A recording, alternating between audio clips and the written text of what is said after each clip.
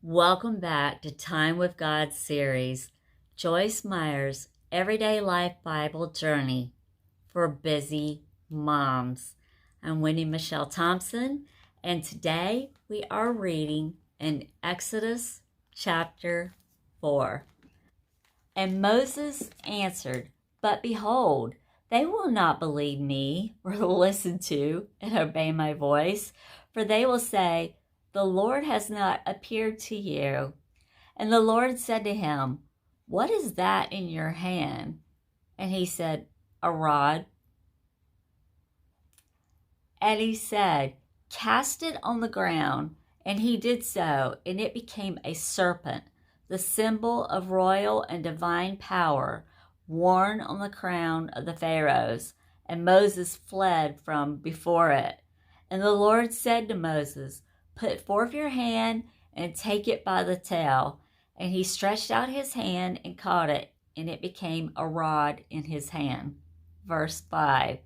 "This you shall do," said the Lord, "that the elders may believe that the Lord, the God of their fathers, of Abraham, of Isaac, and of Jacob, has indeed appeared to you." The Lord said also to him, "Put your hand into your bosom."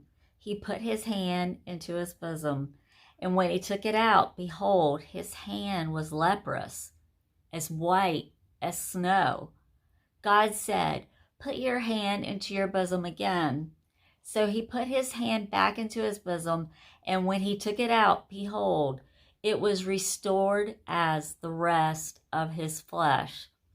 Then God said, "If they will not believe you or heed the voice or the testimony of the first sign, they may believe the voice or the witness of the second sign.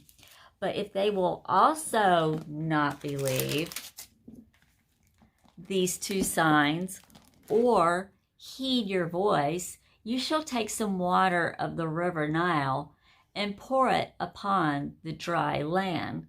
And the water which you take out of the river Nile shall become blood on the dry land." Verse 10. And Moses said to the Lord, "O Lord, I am not eloquent or a man of words, neither before nor since you have spoken to your servant, for I am slow of speech and have a heavy and awkward tongue."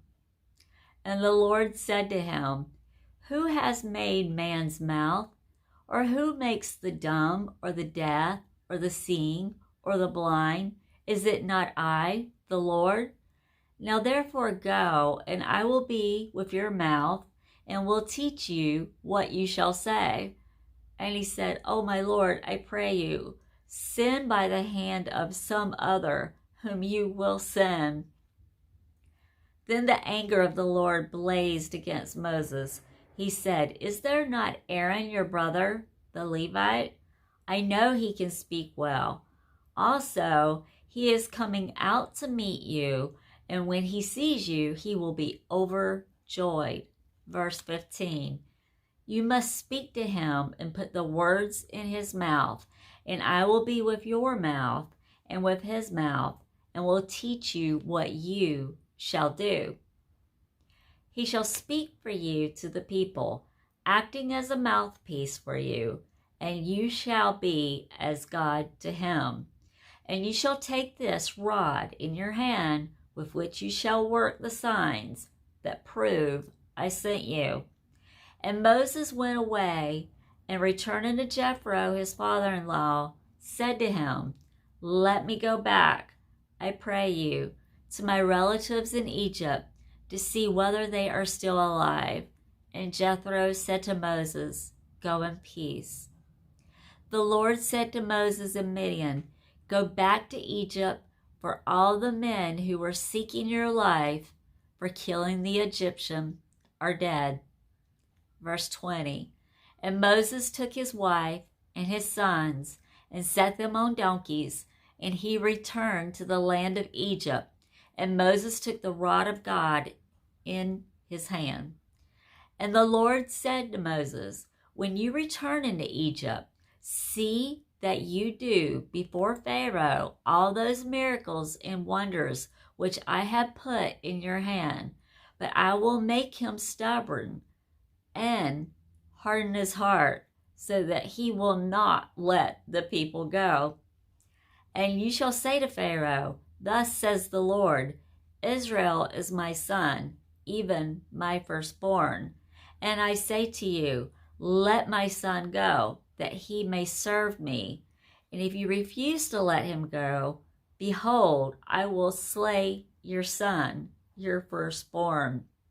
Along the way, at a resting place, the Lord met Moses and sought to kill him, made him acutely and almost fatally ill.